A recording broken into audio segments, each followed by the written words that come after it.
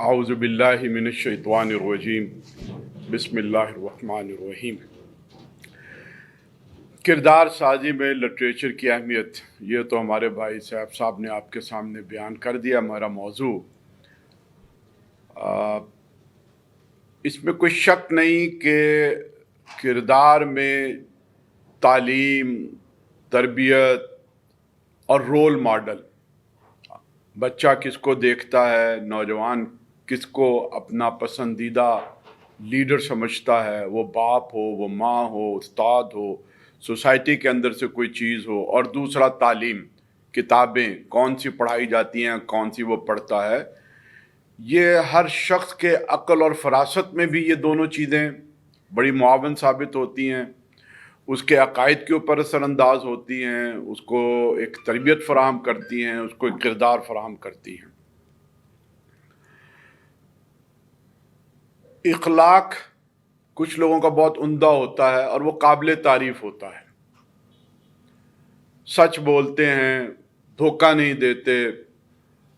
ٹھیک ناپ تول کرتے ہیں۔ ہمارے معاشرے میں اس طرح کے کردار موجود ہوتے ہیں اور یہ قابل تعریف کردار ہیں۔ لیکن اس سے آگے بڑھ کر ایک ایسا کردار بھی ہوتا ہے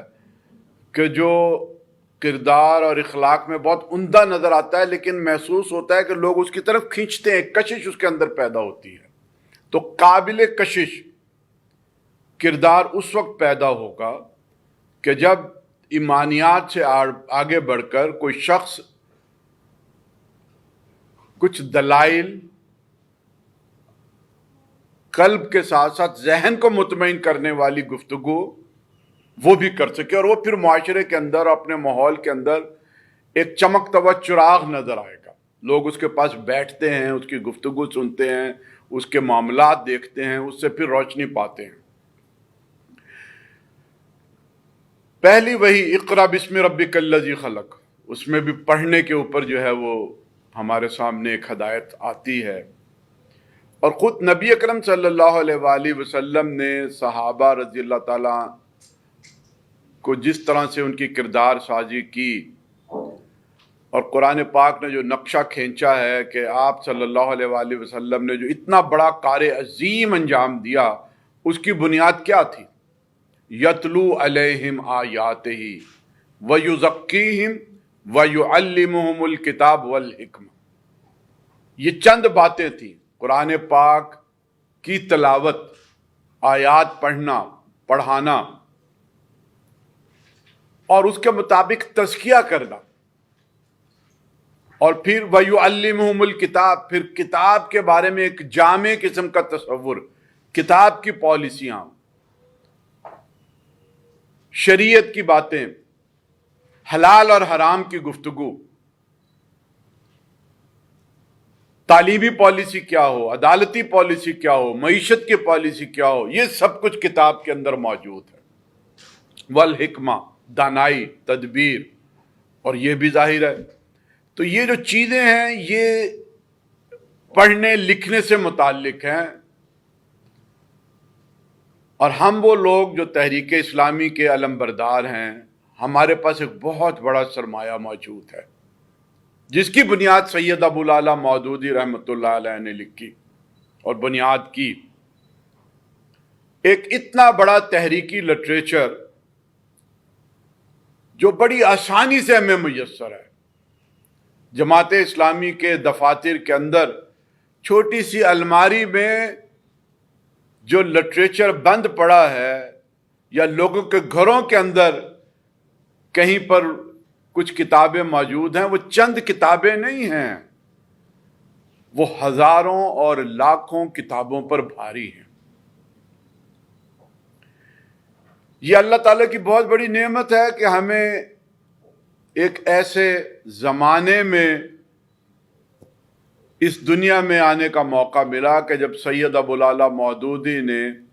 ایک بہت ہی آسان فہم لٹریچر ہمارے سامنے رکھ دیا، ایک ایسا لٹریچر جو عصری اسلوب میں ہے۔ دینی لٹریچر اور بھی ہمیں جگہ جگہ ملتا ہے، میسر ہے، لائبریریوں کے اندر موجود ہے، کتابوں کی صورت میں موجود ہے، لیکن اس دینی لٹریچر کو پڑھنے کے لیے آپ کو کسی نہ کسی استاد کی ضرورت رہتی ہے. سبکن پڑھنا پڑتا ہے، سمجھنا پڑتا ہے، سمجھانا پڑتا ہے.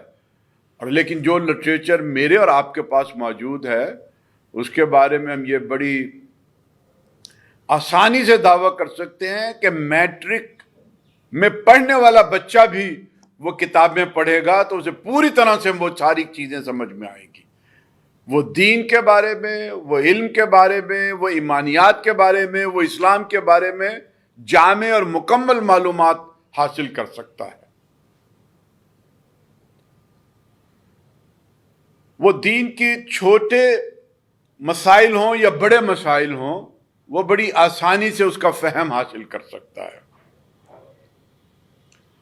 میں یہاں پر ایک مثال دینا چاہوں گا ایک پاکستان کے نامور قانون دان A.K. بروہی صاحب کی. جب جماعت اسلامی نے اس پاکستان کے اندر ایک مہم شروع کی مطالبہ نظام اسلامی کہ دستور کو اسلامی بنایا جائے، تو A.K. بروہی صاحب نے ایک دعویٰ کیا کہ انسان کا تعلق عقائد کے ساتھ ہو سکتا ہے کہ ایک انسان مسلمان ہو یا کافر ہو اور وہ عیسائی اور ہندو، لیکن ایک ریاست کا عقائد کے ساتھ کوئی تعلق نہیں ہو سکتا. اور انہوں نے اپنی یہ بات اس طرح سے بیان کی کہ اگر کوئی شخص مجھے یہ سمجھائے گا کہ کسی ریاست کو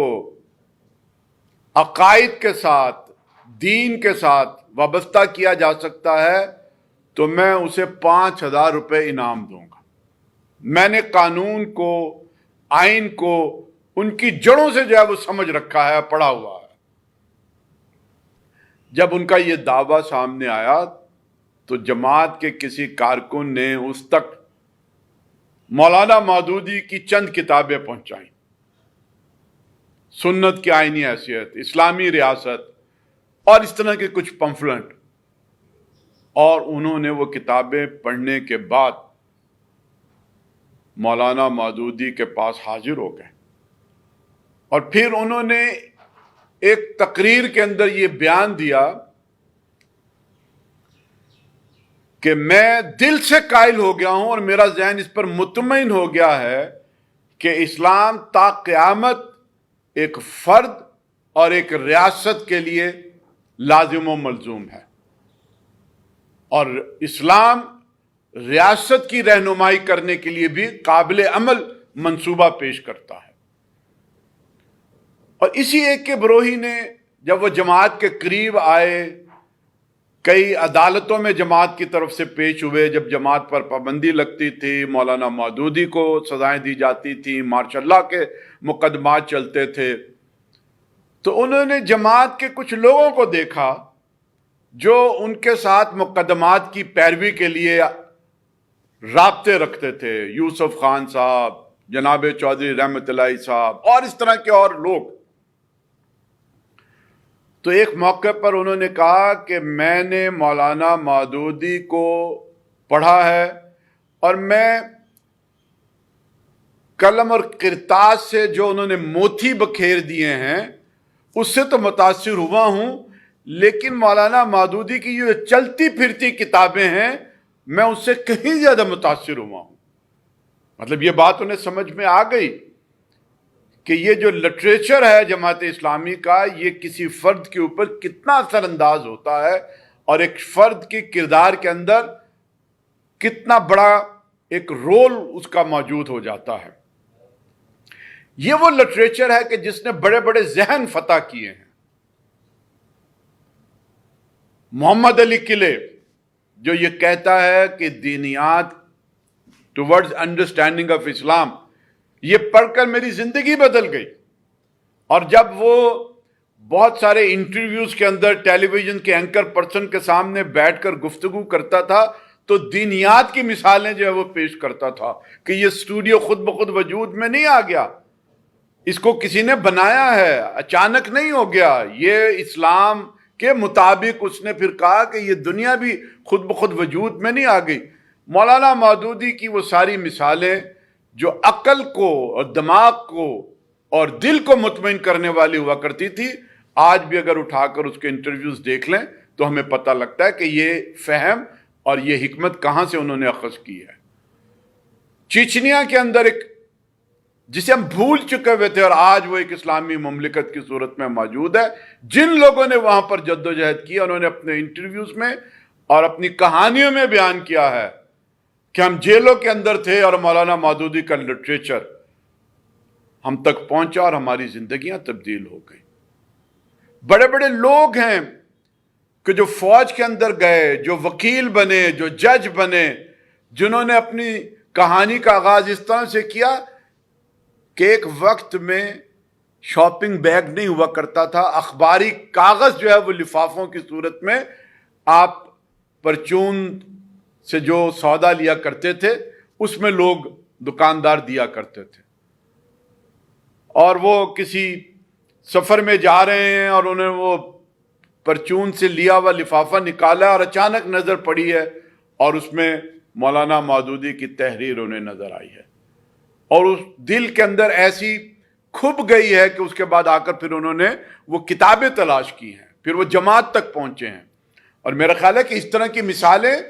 ہمارے ارد گرد پھیلی ہوئی ہیں، جگہ جگہ اس کے نقشے ہیں، اور یہ جماعت کے ابتدائی دور کے اندر اسی طرح سے اسلامی جمعیت طلبہ میں جب ہم نے یہ کام کیا تو یہ چھوٹے چھوٹے پمفلٹ تھے، ہمیں بولنا نہیں آتا تھا، تقریریں کرنی نہیں آتی تھیں، یہ وہ پمفلٹ ہوا کرتے تھے کہ جو ہم لوگوں کو دیتے تھے، اور اس کے بعد لوگ جو ہے وہ پھر قائل ہوتے تھے اور ہمارے ساتھ چلتے تھے۔ اب آج کل بریکنگ نیوز کا زمانہ ہے، اخبارات ہیں، ٹیلی ویژن ہے، ہم خود بھی اس پہ بہت زیادہ وقت ضائع کرتے ہیں اور پھر انہی بحثوں کے اندر الجھے رہتے ہیں، جس کی وجہ سے ہمارا اس لٹریچر سے تعلق جو ہے وہ کچھ ٹوٹتا چلا جا رہا ہے۔ یہ وہ اتنا بہترین لٹریچر ہے کہ اس کے ساتھ اگر آپ اپنے تعلق کو دوبارہ بحال کریں گے اور اس کے ذریعے اپنے دعوت کے کام کو کریں گے تو یقیناً 100% نتائج میسر آئیں گے۔ ذرا غور فرمائیے، خطبات اور دینیات عام فہم، سادہ، لیکن یہ کس طرح سے انسان کے اندر تبدیلی پیدا کرتا ہے۔ نسلی ایمان اور نسلی اسلام کو یہ اصلی ایمان اور اصلی اسلام میں تبدیل کر دیتا ہے۔ جو شخص بھی خطبات پڑھے گا، دینیات پڑھے گا، توحید و رسالت زندگی بعد موت کا عقلی ثبوت، چھوٹا سا پمفلٹ ہے، یہ کائنات کیسے وجود میں آئی اور اس کائنات کے لیے جو ہدایت ہے وہ کیوں ضروری ہے، اس انسان کو کس نے پیدا کیا ہے اور پھر پیدا کرنے کے بعد اس کو آزاد نہیں چھوڑ دیا، یہ وہ ساری چیزیں ہیں جو اس سادہ سے چند 100 صفحات کے اندر موجود ہیں، اور جس کے بارے میں نے یہ عرض کیا کہ یہ میٹرک پاس بچے کو بھی پڑھنے کے لیے دے دو تو اسے بہت آسانی سے عقائد کے بارے میں، دینیات کے بارے میں، نظریات کے بارے میں پورا فہم اور ادراک جو ہے وہ حاصل ہوتا ہے۔ مولانا مودودی رحمت اللہ علیہ کی اہلیہ سے کسی نے پوچھا کہ مولانا مودودی کا اتنا بڑا لٹریچر ہے، آپ کو ان میں سے کون سی کتاب پسند ہے؟ تو انہوں نے کہا کہ شہادت حق، جس کے اندر قولی شہادت، عملی شہادت، تکمیل شہادت، ایسی کتاب جو پڑھنے کے بعد آدمی کو سمجھ میں آتا ہے کہ امت مسلمہ پر کون سا فرض عائد ہے اور امت مسلمہ کا فرد ہونے کی حیثیت سے میری کیا ذمہ داری ہے۔ ایک آدمی دائی بنتا ہے، اسلام کا علمبردار بنتا ہے، پیغامبر بنتا ہے، اٹھتا ہے، سوسائٹی کو تبدیل کرنے کی کوشش کرتا ہے، اور وہ سوسائٹی کو تبدیل کرنے کے لیے صرف نعروں کی بات نہیں کرتا، تقریر کی بات نہیں کرتا، وہ شہادت کی بات کرتا ہے، اپنی زبان کی شہادت، اپنے عمل کی شہادت، اپنے معاملات کی شہادت، اپنے کردار کی شہادت۔ کہ وہ شہادت ہوگی جو قولی شہادت ہوگی اور عملی شہادت کے ساتھ ملے گی، تو پھر ہم ایک ریاست بنا سکیں گے، پھر اس ریاست کے اندر یہ پورا نظام جاری ہوگا، تو پھر تکمیل شہادت ہوگی اور پوری دنیا انسانیت پر ثابت ہو جائے گا کہ اسلام تا قیامت ایک مکمل نظام زندگی ہے، اور یہ ہر مسلمان کے لیے ضروری ہے۔ نبی اکرم صلی اللہ علیہ وآلہ وسلم کے بعد کسی اور نبی رسول نے نہیں آنا، تو وہ ذمہ داری جو اللہ نے رسول خدا کو دی تھی اب وہ اس امت مسلمہ کی ہے، یہ امت مسلمہ کا فرض ہے۔ کنتم خیر امت اخرجت للناس، یہ جو ہمیں ایک بہترین امت کے منصب کے اوپر بٹھایا گیا ہے اللہ کی طرف سے، یہ اس لیے بٹھایا گیا ہے کہ ہم اپنی قول سے، اپنے عمل سے اور پھر ایک ریاست کی تکمیل کے ذریعے اس منصب کی ذمہ داریوں کو پورا کریں۔ اور اگر اس منصب کی ذمہ داریوں کو جو اقامت دین کے منصب کی وجہ سے ہمیں حاصل ہوئی ہیں اگر ہم پورا نہیں کریں گے تو پھر ہماری پکڑ ہے، اللہ کی عدالت کے اندر پکڑ ہے۔ پھر اسی لٹریچر کے اندر آج کے جدید مسائل کا بھی بہترین اصولی حل دیا گیا۔ ہم جگہ جگہ یہ بحثیں اور مباحثے کرتے ہیں کہ امریکہ آگے بڑھے گا یا چین آگے جائے گا اور کیا ہوگا، اور امت مسلمہ کیوں جو ہے وہ در بدر کی ٹھوکریں کھا رہی ہے۔ یہ آج کل کے عام سے موضوعات ہیں اور اس میں بڑی ہم اپنی مغز ماری کرتے ہیں اور وقت ضائع کرتے ہیں۔ مولانا مودودی کا ایک چھوٹا سا پمفلٹ ہے بنا اور بگاڑ، جو ہر فرد کو بتا دیتا ہے کہ قوموں کے عروج اور زوال کے اندر کیا بنیادی شرائط ہیں، قومیں کس طرح سے اوپر جاتی ہیں اور کس طرح سے گرتی ہیں۔ پاکستان کے ایک معروف کالم نگار ٹیلی ویژن کے اندر بھی آتے ہیں، حسن نثار صاحب، ایک دفعہ انہوں نے دہشت گردی کے عنوان کے ساتھ کچھ اپنی کالم نگاری شروع کی، قسط نمبر 1، اور انہوں نے کہا کہ دہشت گردی کے ڈانڈے جو ہیں یہ تو مصر سے سید قطب اور اس طرح کے لوگوں کے ساتھ۔ میں نے انہیں فون کیا اور میں نے کہا کہ حسن نثار صاحب آپ نے اسلامی تحریک کے لٹریچر کو اور اخوان کی کسی کتاب کو آپ نے پڑھا ہوا ہے؟ تو انہوں نے کہا نہیں، میں نے تو فلاں کتاب جو ہے وہ میرے پاس آئی ہے، جو ظاہر ہے کہ پاکستان کے اندر ایک سیکولر اور اپنے آپ کو جو ہے وہ تاریخ دان تصور کرتے ہوئے۔ تو میں نے کہا نہیں، یہ تو دراصل مصری عدالت جو فوجی عدالت تھی اس کی چارج شیٹ ہے جو انہوں نے اپنی کتابوں کے اندر بیان کیا، آپ لٹریچر پڑھیں۔ تو میں آپ کو ایک چھوٹی سی کتاب بھیج رہا ہوں اور اس کے بعد پھر میں آپ کو سید قطب صاحب کی کچھ کتابیں بھجواؤں گا، اور میں نے بنا اور بگاڑ ان تک جو ہے نا وہ پہنچائی، اور انہوں نے وہ جو اپنی قسط لکھنی شروع کی تھی وہ بند کر دی، اور پھر بنا اور بگاڑ کے اوپر جو ہے وہ انہوں نے لگ بھگ 7-8 کالم لکھے۔ لوگوں نے ان کو تانے دیے کہ تم جماعتی ہو گئے ہو، اور ایک شادی کی تقریب میں وہ مجھے کہنے لگے کہ میں نے قوموں کے عروج و زوال کے اوپر لائبریریاں کھنگالی ہوئی ہیں، میرے اپنی لائبریری کے اندر جو ہے وہ شیلف کے اندر بہترین کتابیں اس کے اوپر موجود ہے، لیکن یہ چھوٹا سا پمفلٹ بنا اور بگاڑ ان تمام کتابوں کی ماں ہے، اور یہ ایک ایسا آسان فہم اور رواں زبان کے اندر لکھا گیا ہے کہ 14 طبق روشن ہو جاتے ہیں۔ تو حضرات محترم، یہ ہمارا لٹریچر تحریک اسلامی کامیابی کی شرائط، بہترین کتاب ہے،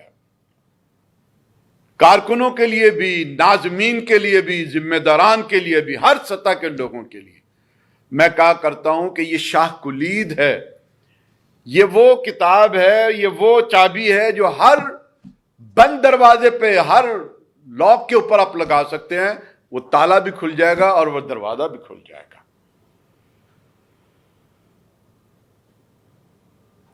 پارٹی بنانا بڑا آسان ہوتا ہے، پارٹی چلانا بڑا مشکل ہوتا ہے۔ خاندان بنانا بڑا آسان ہے، خاندان کو قائم رکھنا، باقی رکھنا اور یکسوئی کے ساتھ آگے چلنا یہ بڑا مشکل ہے۔ آج کل ہمارے ارد گرد ماحول میں دیکھیں کہ جماعت اسلامی کی طرح کوئی اور پارٹی کہیں پر آپ کو نظر نہیں آئے گی۔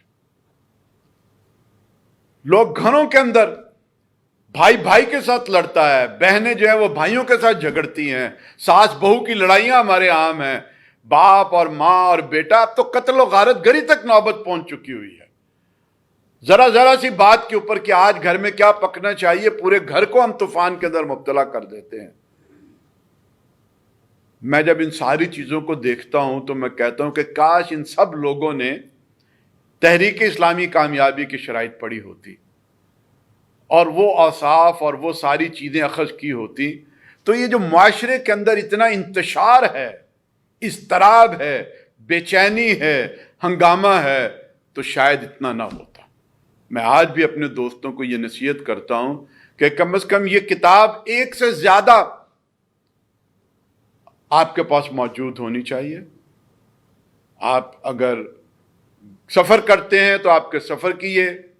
ساتھی ہونی چاہیے، آپ کے تکیے کے نیچے ہو سکتی ہے، آپ کے آفس کے اندر یہ نسخہ، 3-4 کتابیں یہ لیں اور جگہ جگہ پر اس کو آپ رکھ دیں، تاکہ جب بھی آپ کو موقع ملے اس کتاب کو پڑھنے کی کوشش کریں۔ اگر آپ سیلز مین ہیں تو بہترین سیلز مین بن جائیں گے، اگر آپ کسی دفتر کے مینیجر ہیں تو بہترین مینیجر بن جائیں گے، آپ کسی جگہ امیر ضلع ہیں تو بہترین امیر ضلع بن جائیں گے، آپ ناظم زون ہیں تو بہترین ناظم زون ہو جائیں گے، کسی جگہ آپ امیدوار ہیں، کینڈیڈیٹ ہیں، اگر آپ نے اس کتاب کو پڑھ لیا اور بار بار پڑھ لیا اور اس کتاب کی روشنی کو اپنے قلب اور ضمیر کے اندر جو ہے وہ جگہ دے دی، تو آپ بہترین آدمی میسر آ جائیں گے۔ جیسے میں نے اپنی گفتگو کے شروع میں بھی کہا کہ کچھ لوگوں کے اخلاق اور کردار عمدہ ہوتے ہیں، آپ اس کی تعریف کر سکتے ہیں، لیکن اس کے اندر ایک ایسی کشش نہیں ہو سکتی کہ آپ اس کی طرف کھنچتے چلے جائیں۔ لیکن یہ وہ کتاب ہے تحریک اسلامی کامیابی کی شرائط کہ جس نے اس کو پڑھ لیا اور اپنی زندگی کا ایک حصہ بنا لیا، اس کی جو تدابیر ہیں، اس کی جو حکمتیں ہیں وہ اختیار کر لیں، تو یقیناً وہ شخص ایک لوگوں کے دلوں کو فتح کر سکتا ہے۔ یہ گھروں کے اندر جو لڑائی جھگڑے ہوئے کرتے ہیں یہ ختم ہو سکتے ہیں۔ پھر اسی طرح سے ہمارے یہاں بحث ہے مندر ہونا چاہیے نہیں ہونا چاہیے، شریعت بل ہونا چاہیے نہیں ہونا چاہیے، کیا حقوق و فرائض ہیں اسلامی ریاست۔ ظاہر ہے ایک تھوڑی سی موٹی کتاب ہے، اب تک میں نے جن کتابوں کے بارے میں آپ کو نام لیا ہے وہ ذرا مختصر سی ہیں، آپ کسی ایک مجلس میں بیک وقت شروع سے لے کر آخر تک پڑھ سکتے ہیں۔ اسلامی ریاست، سنت کی آئینی حیثیت، یہ وہ کتابیں ہیں کہ جو آج کے آئین اور قانون کے ساتھ بحث کرتی ہیں، اور جو اس وقت کے مسائل ہیں کسی ملک اور قوم کے لیے، اس کے لیے رہنما اصولوں کا اس کے اندر بیان موجود ہے۔ تو میرے بھائیوں اور دوستو، میں ایک دفعہ پھر یہ عرض کرنا چاہوں گا کہ ایک بہت بڑا ذخیرہ، علمی ذخیرہ، ایک ایسا ذخیرہ کہ جس کے لیے آپ کو کسی استاد کی ضرورت نہیں ہے، کسی مدرسے میں داخلے کی ضرورت نہیں ہے، کوئی زبان و بیان کی مہارت کی ضرورت نہیں ہے، وہ ہمارے پاس موجود ہے۔ اس ذخیرے سے فائدہ اٹھائیں۔ اور آخر میں یہ عرض کرنا چاہوں گا کہ تفہیم القرآن جو سید ابو العلا مودودی کی زندگی کی ایک نچوڑ ہے، ایک طویل عرصے کی ریاضت ہے، محنت ہے، 25-30 برس کی ایک عرق ریزی ہے، جو انہوں نے آزاد دنیا کے اندر بھی اور دور اسیری کے دوران بھی انہوں نے تحریر کی ہے۔ یہ ایک بہترین کتاب ہے، آپ اسے بار بار پڑھیے۔ خاص طور پہ اس کا مقدمہ، قرآن فہمی کے بنیادی اصول، جو آپ ایک پمفلٹ کی صورت میں بھی ہمارے پاس موجود ہے۔ پاکستان کے ایک اور معروف صحافی ہیں مبشر لقمان صاحب، میری ان کے ساتھ ایک گفتگو ہو رہی تھی اور اس میں پھر میں نے انہیں دعوت دی اور انہوں نے کہا ٹھیک ہے، مجھے آپ کچھ کتابیں دیجئے، لیکن میں اردو اتنی نہیں پڑھ سکتا جتنی میں انگریزی پڑھ سکتا ہوں. تو میں نے اسے تفہیم القرآن جو ہے جو انگریزی والی وہ بھیج دی. چوتھے پانچویں دن اس کا فون آیا، انہوں نے کہا کہ میں اپنی بدقسمتی پر رو رہا ہوں کہ یہ کتاب میرے پاس پہلے کیوں نہیں آئی. اور انہوں نے کہا کہ ابھی تو میں نے صرف مقدمہ پڑھا ہے اور چاروں طبق میرے روشن ہو گئے ہوئے ہیں. تو یہ وہ لٹریچر ہے جو ذہنوں کو اسیر کرتا ہے، قلب کے اندر اتر جاتا ہے،